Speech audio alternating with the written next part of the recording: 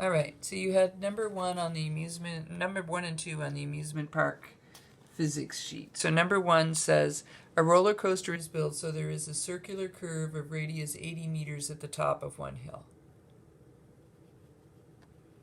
Okay? So the speed with which one goes over the hill varies. So the radius is 80 meters, and you're going over the top of the hill. So you're sitting up right here, and FG will be going down, and FN will be going up. And in part A, it's telling us that the speed is 20 meters per second. Okay, so the V is 20 meters per second. And it told us the mass was 50 kilograms. And it wants to know what's the force you're feeling, what's Fn. So we're going to do sum of the forces is equal to mv squared over r. And remember, towards the center is positive, so Fg is positive. Now it looks like Fn should be away from the center, but it's our unknown. So if it's our unknown, you might want to just put it in as a positive and let the sign work out to tell you which way it's going. Okay, so you're going to rearrange for Fn. So I would take my Fg over, so it'll be mv squared over r minus mg. And now fill in your numbers. So Fn is equal to 50 kilograms times, in A it's 20 meters per second squared. R is 80 meters minus 50 kilograms times 9.81 meters per second squared. So Fn is equal to, first term 400 is 250 newtons minus second term 490.5 newtons. And so you end up getting an Fn that's negative 240.5 newtons. And the negative tells us it's away from the center. Okay? So it means it is indeed pushing upward. So when you get to part B that says, is the force from the seat or the seat belt? Well, then it's pushing up, so the force is from the seat. All right, in part C, we're upping the speed. The speed is now going to be 30 meters per second. Nothing is changing. It's still going to be all this, so we can go right to here. Fn is equal to mv squared over r minus mg. And so it's going to be 50 kilograms times 30 meters per second squared over 80 meters. And the 490.5 hasn't changed.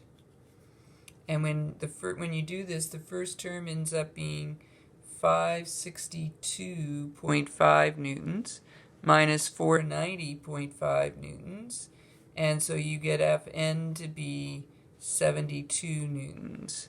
It works out to be a positive this time, and positive means towards the center. So it means that you're going so fast that if you didn't have your seatbelt on, you would actually your butt would actually end up coming off the seat. And so the reason you have your seatbelt on is to prevent your butt from coming off the seat. So in part D, when it says what's applying the force, it's your seatbelt this time. There's no way your seat can push you in towards the center. That would only be the seatbelt or the bar and cross in front of you that would do that. All right, and then E says, at what speed will the passenger be weightless? So going back again to Fg plus or minus Fn is equal to mv squared over r. Fg isn't going to change. As the speed gets faster and faster and faster, then it's Fn that's changing. When the passenger is weightless, it means Fn is 0. So it's that instant where Fn, where your butt is just coming off the seat, but the seatbelt doesn't need to put any force on. So it has to be somewhere between 20 and 30. Because in 20, Fn is acting away from the center, and in 30, it's acting in. So Fn will be 0, so mg will equal mv squared over r.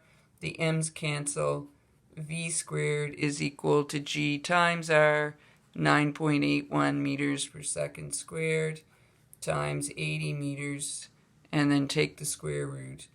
And you should get a v of 28 meters per second. So at 28 meters per second, you become weightless. The seat is not pushing in, the seat belt is not pushing out. Number 2, a Ferris wheel has a radius of 90 meters. So here's my Ferris wheel. In a set so the passenger moves at a speed of 3 meters per second. So r is 90 meters and v is 3 meters per second. Oh, it's 9 meters, sorry. 90 would be a bit big. If you're sitting on a scale, it would register your weight as the force the seat exerts on your body. Your mass is 60 kilograms, and it wants to know what would the scale read when the Ferris wheel is at the bottom. So if you've been on a Ferris wheel before, you know you're sitting upright. So gravity is going to be acting down, and the normal force should be acting up. And so it's asking, what is this normal force? So you're going to do sum of the forces is equal to mv squared over r. Fn, which is our unknown, so always leave your unknown as a positive and let the sign work out to tell you the direction. In this case, it should work out to be positive because it's going towards the center. Minus Fg, because it's going away from the center, is equal to mv squared over r. Solving for Fn, so it's going to be mv squared over r plus mg. So it's going to be 60 kilograms times 3 meters per second squared over 9 meters plus 60 kilograms times 9.81. So your Fn should be 960 newtons plus 588.6 newtons. And when you add those together, at the bottom, your scale would read 648.6 newtons. Okay? So now it wants to know, part B, it wants to know, that's my phone, you can just ignore it. What are you going to weigh at the top? So at the top, Fg is going down. It'll be finished in a second. And Fn should be going up. There, that should be the last one. So sum of the forces should equal mv squared over r. This time Fg will definitely be positive. Fn should work out to be negative, okay? But we're going to let it do that because it's our unknown. So it'll be mv squared over r. Take your Fg over. So Fn should equal mv squared over r minus mg. M should be 60 kilograms.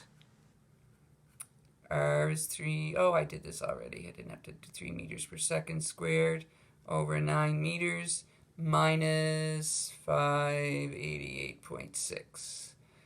So you end up having this time 60 newtons minus 588.6 newtons.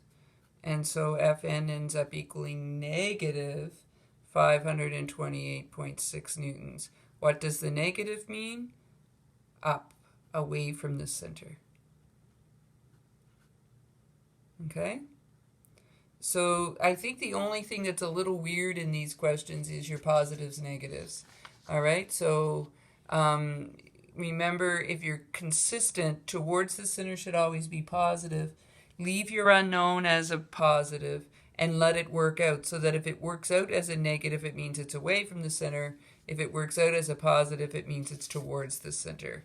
I didn't write it here. It worked out as a positive, so towards center, which in this case would be up.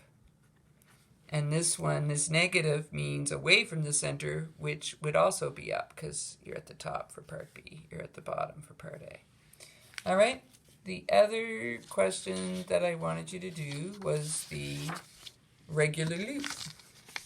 Okay, the roller coaster. So let me just find it here. Oh, not it. There it is. All right. Oh, and we're going to run out of time.